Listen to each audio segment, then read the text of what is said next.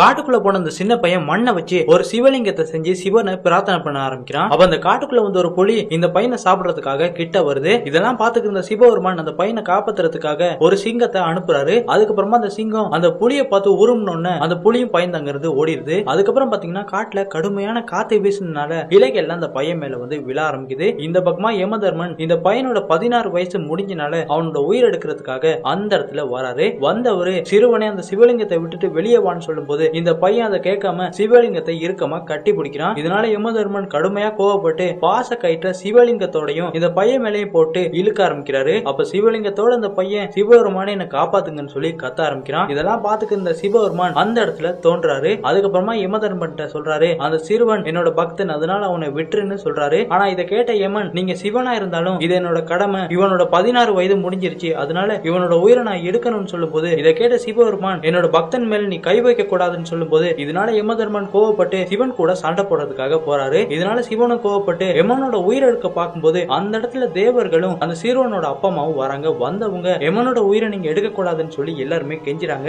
அப்ப இதெல்லாம் பாத்துக்கிட்டு அந்த சின்ன பையன், என்னோட அற்ப உயிருக்காக கடவுளான நீங்க யாரும் சண்டை போட்டுக்காதீங்க, என்னோட கடைசி ஆசை சிவபெருமான பார்க்கணும், அதனாலதான் இப்படி பிரார்த்தனை பண்ணி உங்களை பார்க்கணும்னு சொல்லி ஆசைப்பட்டேன். இப்ப என்னோட உயிரை யமன் தாராளமா எடுத்துக்கலாம்னு சொல்லும் போது இதெல்லாம் கேட்ட யமதர்மனும் மனசெருங்கி அந்த சிறுவனுக்கு முத்தி கொடுக்கிறாரு.